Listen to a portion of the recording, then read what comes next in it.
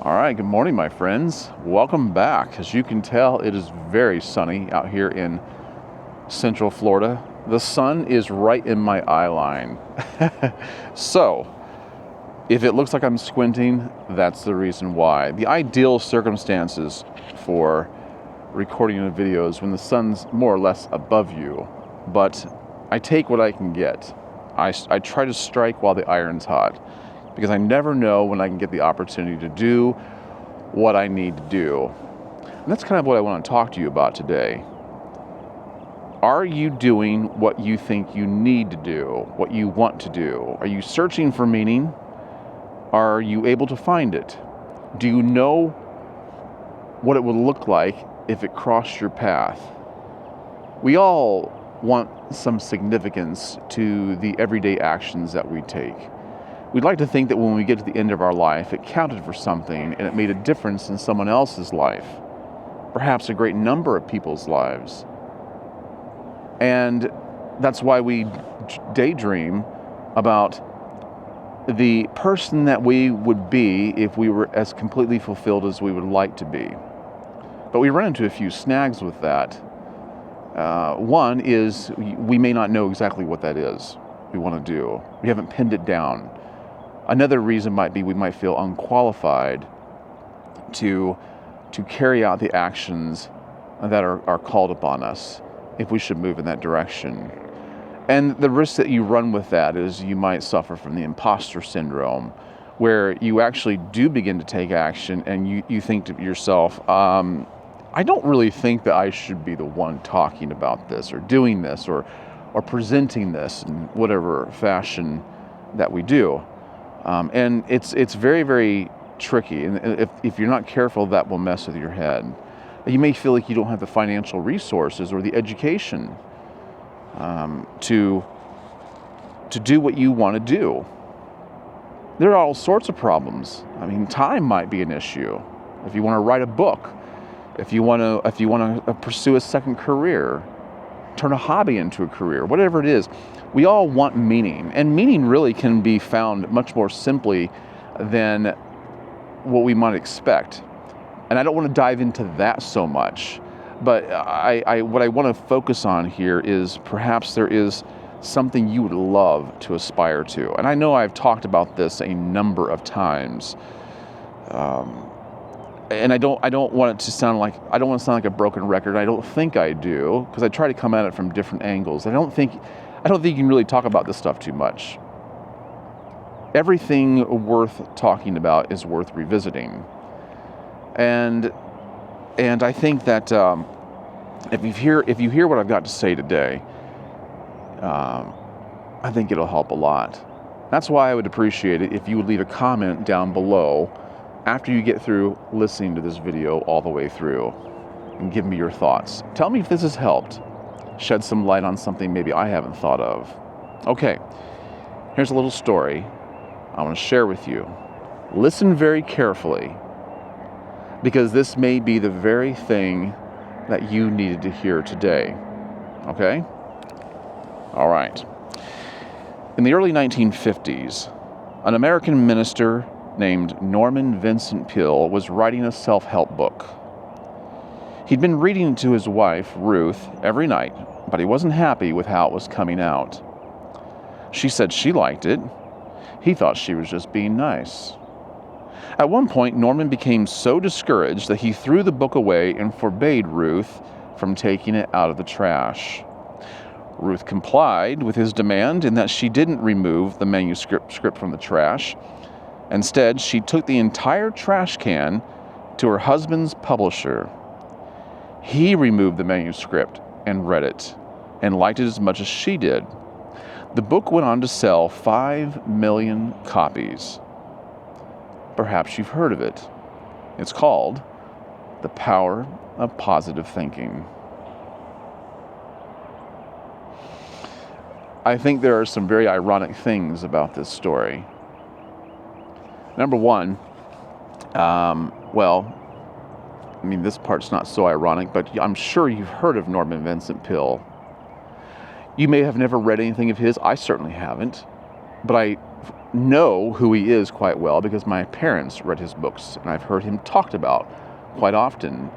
Even on Instagram and YouTube, people are still talking about his content, his books, his philosophy.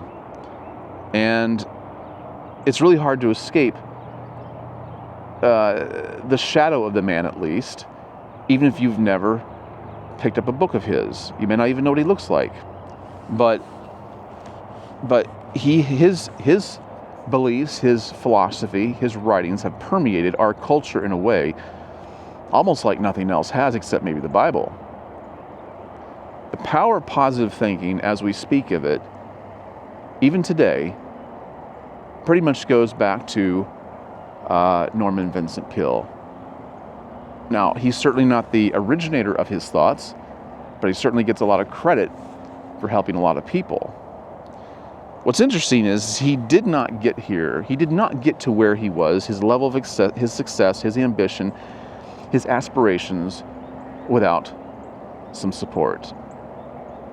Also, don't you find it funny that his book was called The Power of Positive Thinking, and yet he felt so negative about what he had written? He didn't feel qualified. He may not have felt he had enough education. He didn't feel like he could form his words and his paragraphs and his sentences correctly. He was afraid he'd be seen as an imposter. He might have felt like an imposter himself.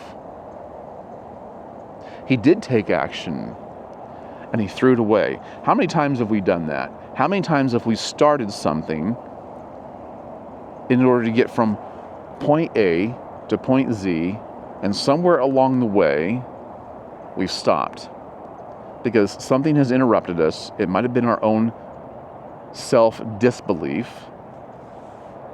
It could have been any number of things, but something discouraged you. Something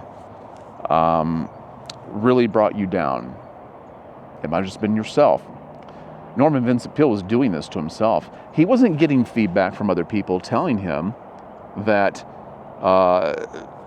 his writing was garbage. He was telling himself that. Your biggest opponent on your way to ambition and achievement is yourself. And that's why you need to really consider strongly the way you're speaking to yourself about yourself. One of the best books I can recommend on that is one written by Shad Helmstetter called, I'll leave a link for it down below.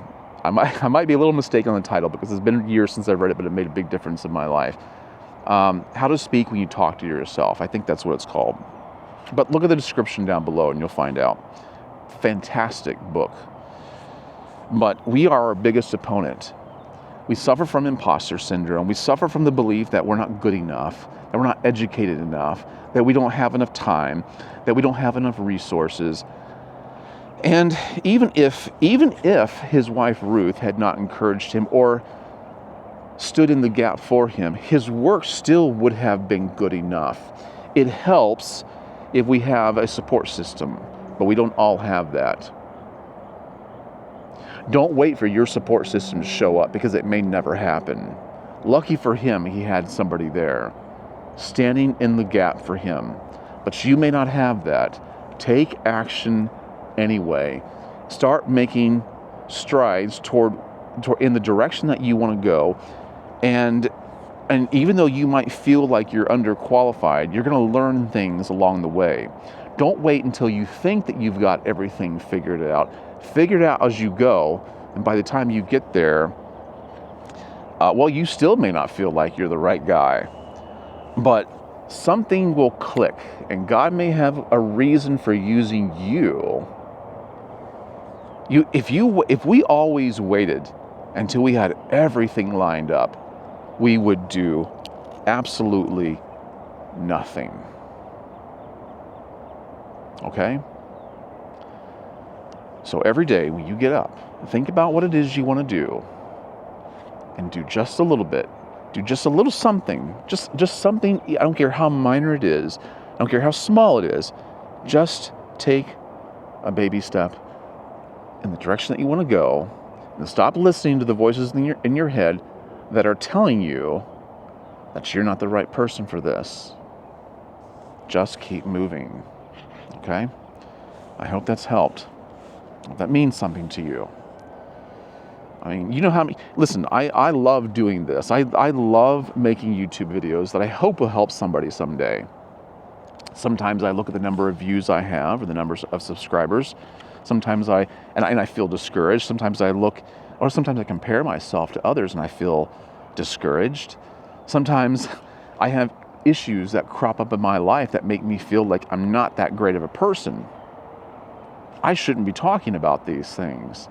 But my father is the one who taught me years ago. Don't wait. Just do what it is you want to do. Keep taking steps in the right direction. You'll learn things along the way. We're never going to be everything that we think we ought to be. Never.